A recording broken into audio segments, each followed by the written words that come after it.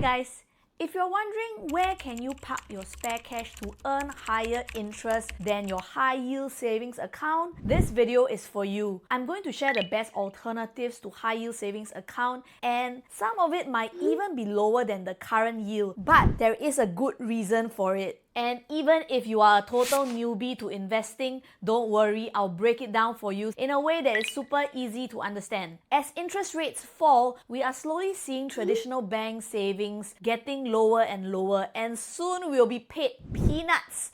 It's like you can just put your money in the biscuit tin. Bank rates and credit card nerves happen ever so often, so do join my Telegram channel if you want latest updates. In this video, I'm going to show you some of the places that I'm parking my own funds as well as my mom's funds, but depending on your age, goals and risk level, you'll want to evaluate this for yourself. And this is not financial advice, and I'm not a financial advisor. I am lobangs sis, so if anything, you just come for the entertainment and the lobangs lah. Let's set some ground rules. Ideally, you should already have your emergency fund of about 6 months to 9 months prepared, as well as your insurance settled. Just remember, higher risk, higher returns. There's no such thing as high yield, low risk without some trade-off, but there is a sweet spot in some of the options. So we'll get into that. Whenever there are recessionary fears or the market is really uncertain, people start talking about bonds, and for good reason. In uncertain times, people want safety, and among the most safest options out there is the Singapore savings bonds. And unlike bank promotions that change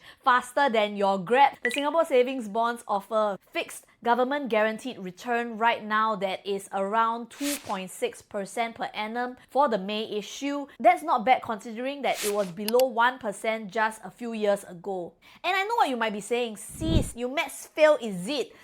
2.69%, where got higher than the OCBC 360 or the UOB 1 account? But wait, you must consider that this rate is guaranteed to you for the next 10 years. And if you were to look at the interest rates environment, it's always been going up and down, up and down. And as we approach a down cycle and interest rates start falling to 0 to 1%, it's going to be really awesome when you can still hold that Singapore savings bonds that is giving you 2.69% in the market. The Singapore savings bonds is basically a way for you to lend money to the Singapore government. Yes, you are lending money to the Singapore government, and in return, they pay you interest every year. This makes your principal and your interest payment fully backed by the Singapore government. And I probably think that there is nothing safer than this other than you putting your money under your bed. And in the event that the Singapore government really is in danger, I think we will have bigger problems to worry about. Every month, the Singapore government releases a new batch of Singapore savings bond, and you can easily check out the MAS website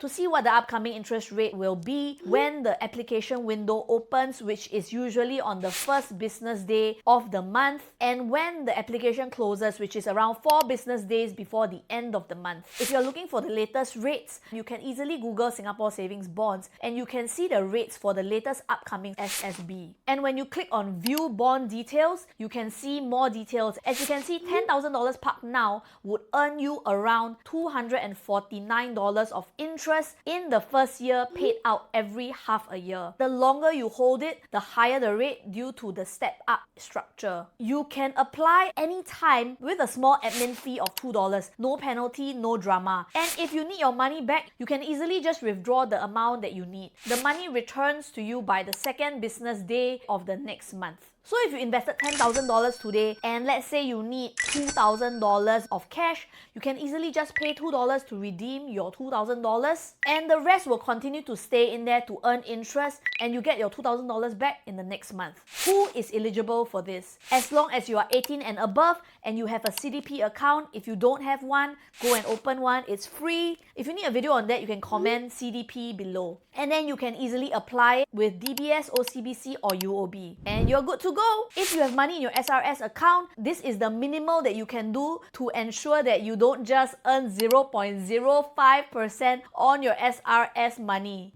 Sis, got tax or not? No, there is no tax on the interest. No need to report it, just enjoy your gains. Personally, for my mom's long-term fund, we will be putting it into Singapore savings bonds. And you see, if the rates go up, you can easily just withdraw everything and just sign up for the new Singapore savings bonds issue. To me, the Singapore savings bonds gives a decent yield plus stability for the next 10 years, and that is a rare combination in today's market. The second one is CPF voluntary contribution. I saw another YouTuber, AK71, share about how he's not going to buy the Singapore savings bonds because he would rather put the money into his CPF voluntary contribution to earn an average return of around 3%. And for someone like him who is in his 50s, it makes more sense because he's going to be able to access the money at 55. And so for him, it's almost like a fixed deposit for about 1 to 2 years more to yield a return of about 3% on his money. However, CPF top-ups are irreversible, so you will need to do careful planning and calculation if you are going to do this method. I will possibly be contributing to my CPF only for tax relief purposes, but not anything more because I am not at my 50s. And you see, for the Singapore savings bonds, you can only access the funds in a month's time.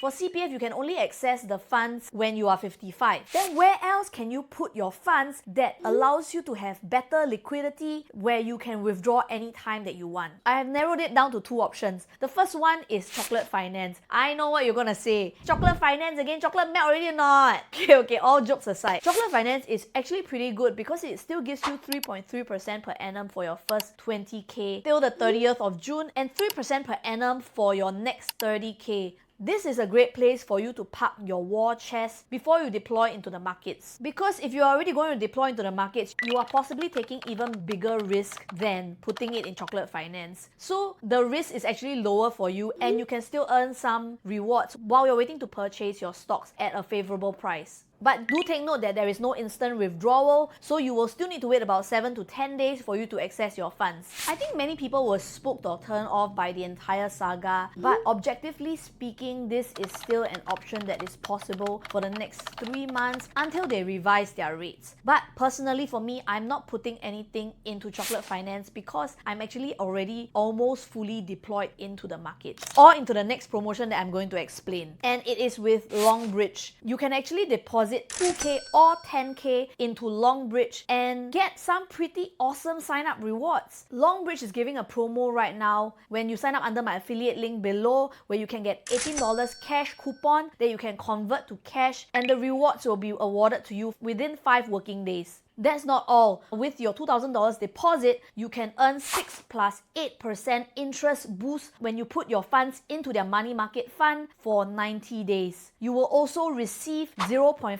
Nvidia share, which is worth around 60 Singapore dollars for holding the funds in there for 30 days, and you make 3 buy trades. When I calculated the annualized ROI for the entire benefit that you're gonna get from signing up is around 33.6% on the $2,000. And if you were to deposit $10,000, you will also receive the 6 plus 8% interest boost on your deposits for up to $2,000 for the next 90 days, plus an Apple share which is worth around $252 if you hold your funds for 90 days and make 5 buy trades. The annualized ROI for this is around 14%. Since they have a promotion right now where you get lifetime commission free for Hong Kong and US stocks, I might actually consider switching and putting some funds here to do some trading and investments. The funds that I'll be parking here will be the funds that I don't need for the next 3 months so that I can earn the welcome rewards. To me, it's kind of like the fixed deposit. So yes, I will be parking 10k of my funds for my mum and my own funds from my Singapore SGD money market fund from Mumu to Longbridge for 90 days. And then after that, I will evaluate to see how I like the platform.